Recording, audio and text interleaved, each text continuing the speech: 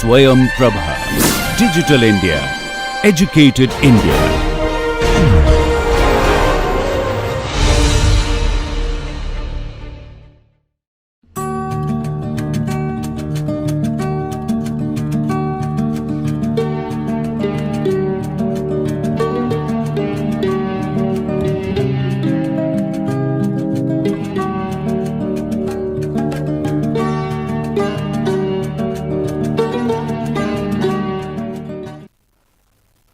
Hello and welcome. Entrepreneurship should be learned through storytelling or stories of successful and failed entrepreneurs. In this session, let us discuss two stories that would inspire any aspiring entrepreneur. The first story is of Dhirajlal Dhirubhai Hirachand Ambani or Dhirubhai Ambani. He started from abject poverty, but then he had a vision, long-term vision, and he achieved that through hard work, well-crafted strategies, etc. And then there is another of Sophia Amoruso, who became entrepreneur by chance. Let us see how. The story of Dhirubhai Ambani is a first-generation entrepreneur par excellence, a rise from abject poverty to a great entrepreneur. This story will tell us what it takes to succeed in entrepreneurship, a real demonstration of a compelling vision and a well-crafted step-by-step strategies to achieve it. The next story is about a rags to riches story, and then of course not so rich, and then fight back after a fallback. Story of Sophia Amoruso. Sophia Amoruso is an accidental push type entrepreneur. Okay, first Dhirubhai Ambani. He built Reliance Industries, India's only private sector Fortune Global 500 company, with market capitalization of rupees 10 lakh crore as on 28/11/2019. It has actually exceeded 10 lakh crore. That is the only company in India with this amount of market capitalization, which is nothing but the total value of the equity capital or the value of the number of equity shares that is outstanding. He set up world-class refinery, best-in-class petrochemical plant using the best technology in the world. And look at the contribution, the impact on our economy by Reliance Industries. It contributes about 3% of our GDP, and it contributes to about 5% of export and nearly 10% of India's indirect tax collection. Reliance Jio's disruptive entry is to expand our GDP by 5.65% annually. So that's the impact that Reliance Industries is making. There are many other subsidiaries, these are not covered within this data.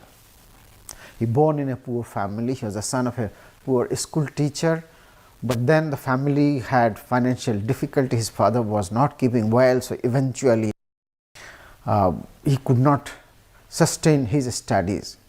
While studying, he started his very small business. He used to sell cooking oil, onion, potato fry at the village market during weekends that you see in a rural setting. He was highly intelligent. He had high level of physical and mental energy, a strong willpower, and a zest for life. He could undertake difficult activities and could complete them without looking back. But then, after his father was not doing well, on the advice of his father, he left the country and reached to Yemen. And in Yemen, Aden was an international port, and that time it used to be the link. It used to have the linkage between the east and the west. So most of the ships would be harboring there, and then they would deboard most of the commodities that is to come to the eastern part of the world, and then it will be shipped again in another shape. So the whole of refineries, petroleum, petrochemicals were centered around Aden. So he joined there as a petrol pump assistant at the beginning, but then he soon joined Abies and Company, a French company at Aden. The entrepreneurial, he actually had always a knowledge seeker, meaning he tried to learn whatever possible, whatever was there to learn. Because he had a vision to be a businessman, actually during his childhood he thought that I'll graduate and then start a business. And after he reached Aden, he started he had this vision that someday he will start a refinery in India. So with that objective he started learning. He completely self-taught himself, like export import, commodity trading, marketing. Commodity trading was not prevalent in India in those days. It started something like 10 years back or so, whereas in those days he used to learn commodity trading, marketing, distribution, currency trading and money management. So whatever he thought may be useful in running a huge business, he started learning that. He learned trading skill, made exclusive contact in trading and export business. He extended free service to the Gujarati community at Aden to learn their accountancy, and then banking, insurance, shipping documentation, because if you do export import you have to do the shipping document, the transporters documentation. During lunch hour he used to engage in commodity trading, and during weekends he used to learn English. So he started learning hands-on the commodity trading. When Shell Oil Refinery was set up in Aden, Dhirubhai was promoted to manager of the new filling station of Abies and Company. The most important thing to take away from this story is that entrepreneurs are knowledge seeker. They try to learn everything that is there to learn, and so that whenever this will be necessary they can contribute and help the business. So with this vision, means when he was around petroleum and petrol, so he had this vision that someday he will start a refinery in India. So in 1958 he came back to Bombay, and he was scouting for ideas as to what business he should start at the beginning to acquire some capital, so gather some capital for eventually do big business. He started Reliance Commercial, and at the beginning he started trading spice. You are definitely familiar that India was kind of spice capital, and that is why so many foreign nations tried to invade India, because they would get access, they could control the spice production and then sell it abroad for money. His office, he started a very simple office,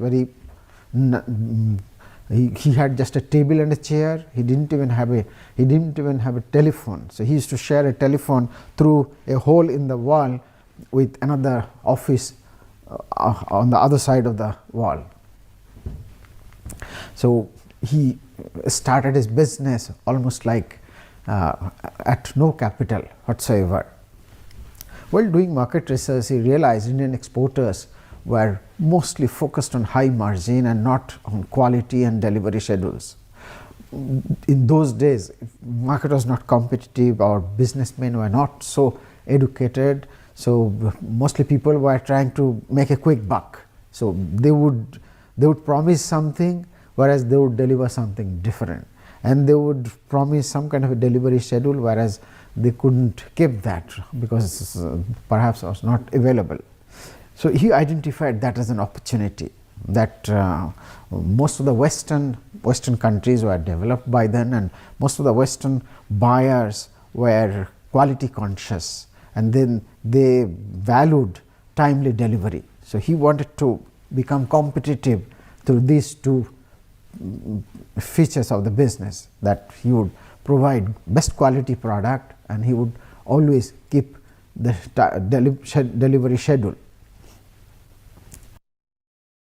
So throughout his business, actually quality has been one of his mission, that he will, whatever he would do, he would never compromise on quality, whether it's a quality of machines that he bought for setting up plant or the products that he sold. In everything, quality has been the bedrock. So gradually he realized that this spice trading is the volume is limited, and diversification or growth moving forward was limited. So he diversified into yarn trading. So yarn trading market in those days were dominated by multinationals such as Forbes, and they had huge capital. They could buy anything and everything and then sell, whereas Ambani, Dhirubhai did not have much capital. But then he pulled resources from friends and associates, and then he started competing with these multinationals. It's kind of it was very you must be aware about the film produced around Dhirubhai Ambani to know what kind of struggles he went through for making his way to a successful business. And you should look at some of the strategies that he followed without formal management education or whatever. Almost like business was in his gene, something like that, but know for a fact that his family did not have any tradition of business. He is not from a business family. Now this is another issue when you can see how matured he was in crafting strategies. He did not have the money, so he had to depend on other people's money or suppliers' money. So by doing yarn business, he was making a lot of money, but then he shared those money with his suppliers. He said, loss is mine, profit I share, meaning the suppliers got their money for the goods that they supplied to Dhirubhai Ambani. But then whatever profit he made, he shared that with the suppliers again, so that suppliers became loyal to him, and they would not ordinarily supply to somebody else as long as Dhirubhai would be buying. So he could mobilize huge capital in this process, meaning he could get goods on credit, or getting inputs was not a problem for him henceforth. And he identified another opportunity. He observed that Indians in general were attracted to shiny variety of fabric. So in those days, polyester perhaps has just arrived. Nylon at some point of time was highly attractive, and many people actually started wearing nylon clothes. But then now mostly we use polyester and maybe mixed with cotton. So particularly during festival people kind of hanker for shiny variety of clothes so that it looks dazzling. So he introduced a shiny variety of yarn known as bambar in Indian market for ceremonial dresses, like for festivities, and it was an immediate success. That gave him substantial capital. In the 60s, this is a story about the opportunity in diversity. In the 1960s, India's foreign exchange reserves was very low, and government banned all kind of import unless something is absolutely essential. The only window that was open for import is you export and earn foreign exchange, use that foreign exchange for importing, because India did not have foreign exchange. So that would help the government to import the necessary items. At the same time, entrepreneur could do business. So, but then most of the businesses who were there in importing, they found no source of foreign exchange, because they could not export anything. They did not have the business model for exporting. So many of the businesses actually closed down. They could not sustain. Import dependent businesses were in real adversity. But then the intelligent Dhirubhai, he identified an opportunity in this adversity.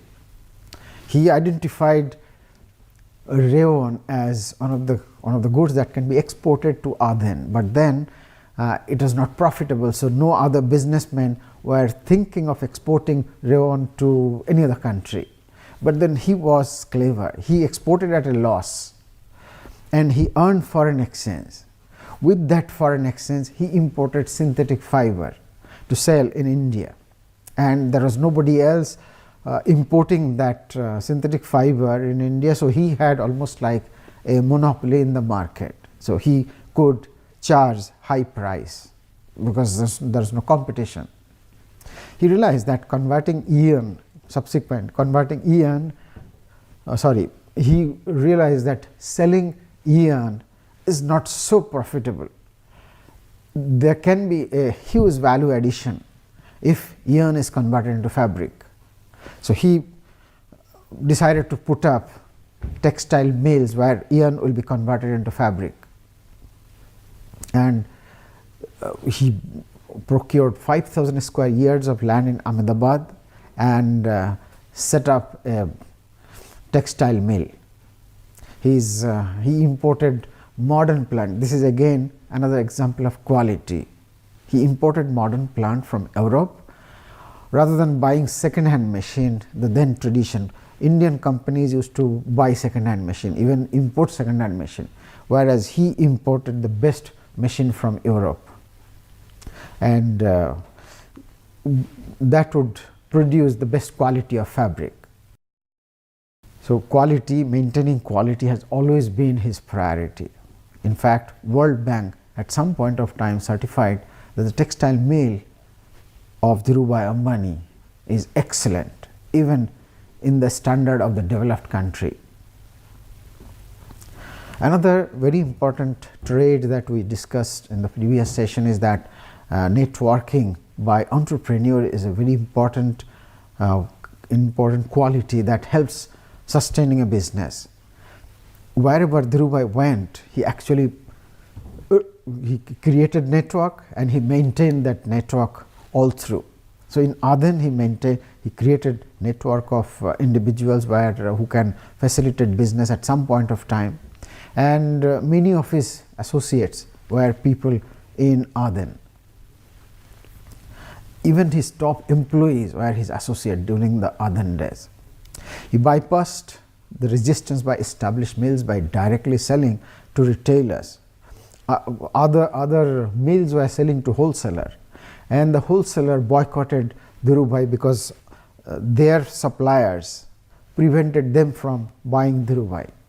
So just to work around or to bypass this wholesaler, he started selling to the retailers at a low margin, and retailers were happy because they are getting directly from the manufacturer and at a lesser price. That there he showed strong grit and determination to succeed. He introduced his own brand as Bimal. Bimal means pure. He set up refineries that was regarded as the best in the world by a study by the World Bank. So that shows his aim or strategy to maintain quality as the bedrock of his business. This data we have already discussed. In a poll conducted by Times of India in 2000 that voted Dhirubhai Ambani as the greatest creator of wealth for the nation in the century, Reliance Jio Infocom's entry in September 2016 led to $10 billion in annual savings for India and an unprecedented surge in data consumption. A 10% increase in internet penetration leads to 3.9%, approximately 4% increase in per capita GDP if all else remains constant. In fact, Jio's entry is going to increase our GDP by 5.65% annually. Here is another story, the story of Sophia Amoruso. He had a very difficult childhood. She became an entrepreneur by sheer chance, let us say. It's a rags to riches story in the world of entrepreneurship. There are many. Here is one which stands out perhaps. She is of Greek, Italian and Portuguese descent, diagnosed with depression and attention deficit hyperactivity disorder in her adolescence. Her parents divorced. Photography school dropout with test of vintage clothing, meaning he had to leave home and then he had to drop out from school as well. But then he had a knack for vintage clothing. Notice this very carefully, because one has to have some expertise, and if he or she can exploit that expertise, sometimes it offers a wonderful entrepreneurial opportunity. Let us see how. At the age of 17, she left home because her parents divorced and nobody wanted to take care of her, so she had no place at home. So she left and reached Sacramento, California.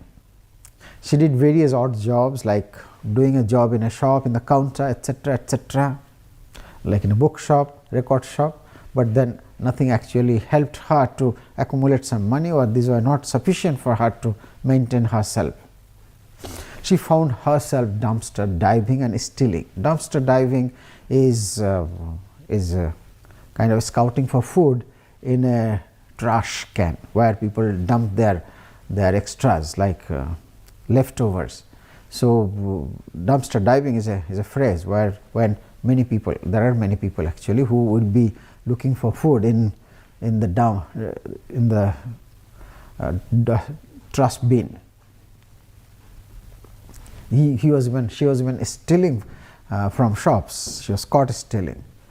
But look now, the future events as it unfolds. She bought a leather jacket from a Salvation Army store. Salvation Army store there in US and part of Europe.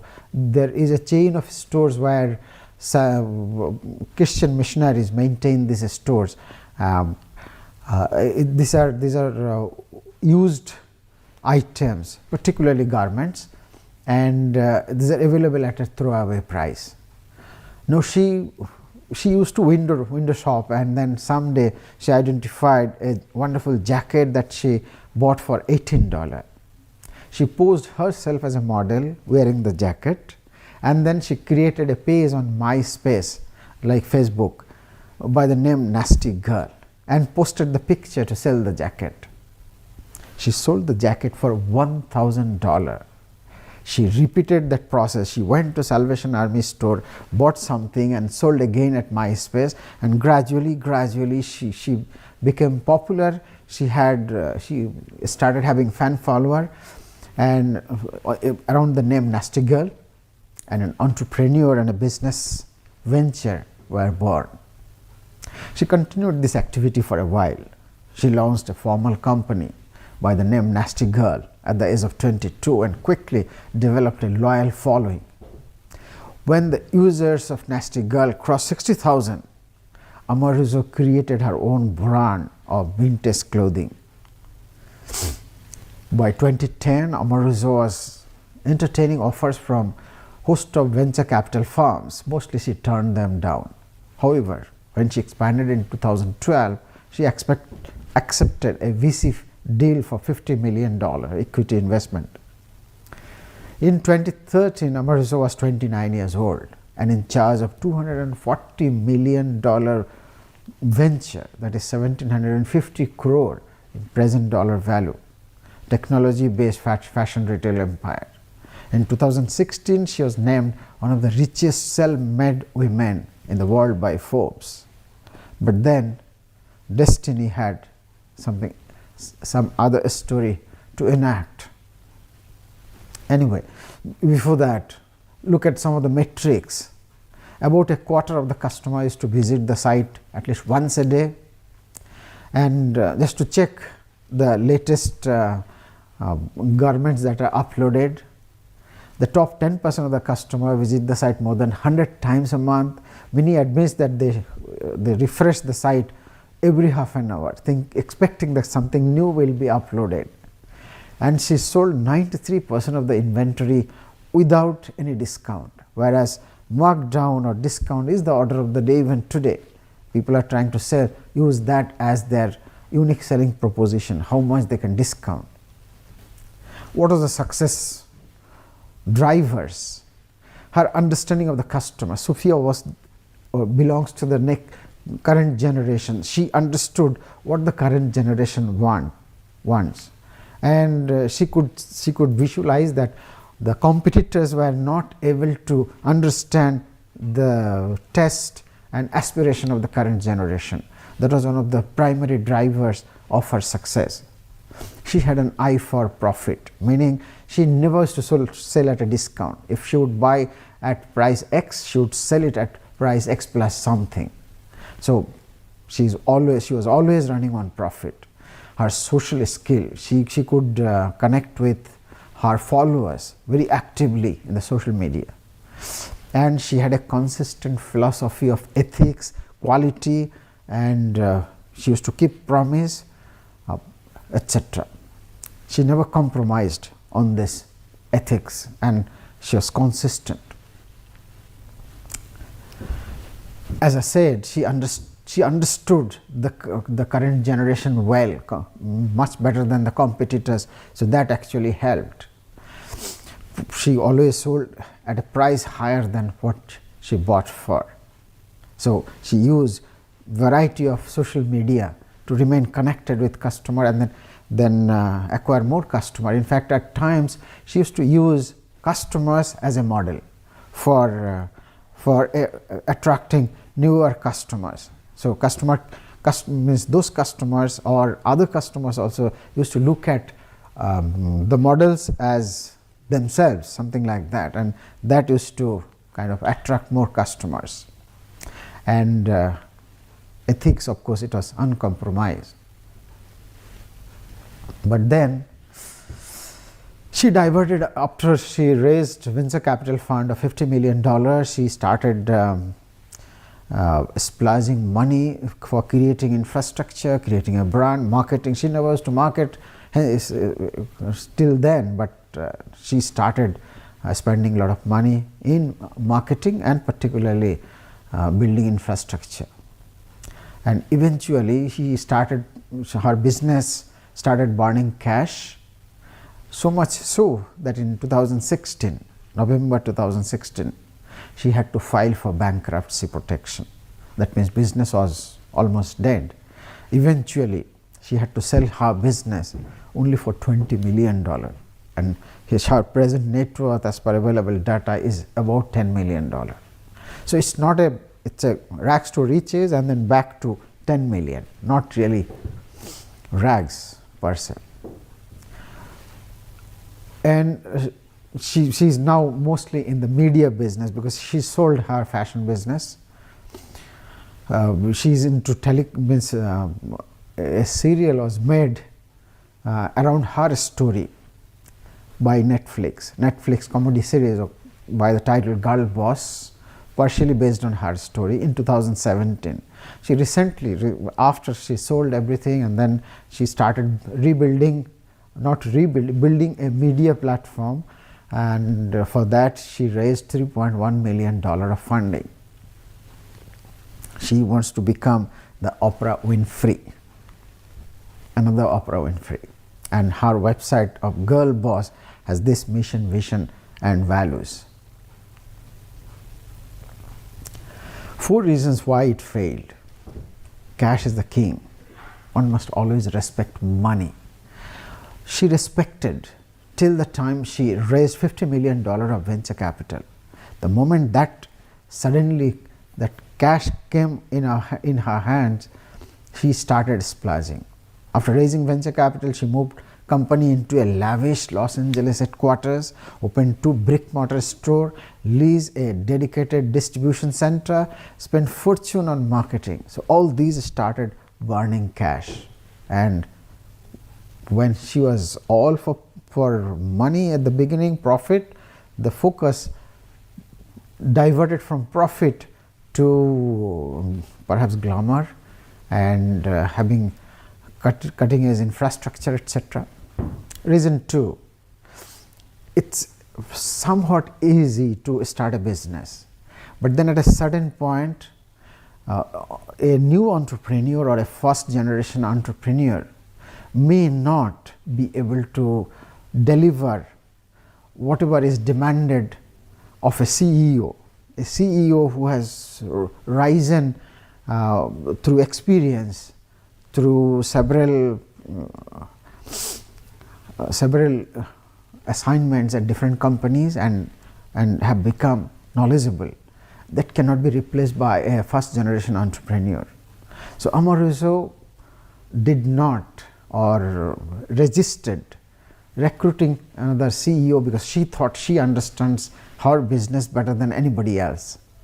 So that actually was another setback for success of the company. Third reason, starting is easy, scaling is hard. Look what Mark Zuckerberg has done. When Facebook started growing, he immediately, meaning at the earliest opportunity, he recruited executive team with complementary skills. The executive team would bring professionalism and you would feel as if the business is running autonomously. You don't have to do much because these CEOs, these executives who are expert in the domain, with demonstrable capability, they will run without your knowledge. Amoruso failed on that. Number 4, success is not a goal, it's a way of life. Amoruso thought, I am already successful, there is nothing more to do. Whereas success actually is a process. One has to continuously strive to maintain a higher goal and reach there, otherwise it's not going to remain successful. In her website, Amoruso has this to say to aspiring entrepreneurs. There are some references, very few of them, and then conclusion. Most importantly, anyone can become an entrepreneur. If Amoruso could become an entrepreneur, but then she had an eye for vintage clothing, and that actually gave her the first platform from where she could catapult into successful enterprise. One can choose to adopt type of business based on domain knowledge. Her knowledge was in vintage clothing, experience like Dhirubhai Ambani, understanding of the particular business, tenacity, etc., etc.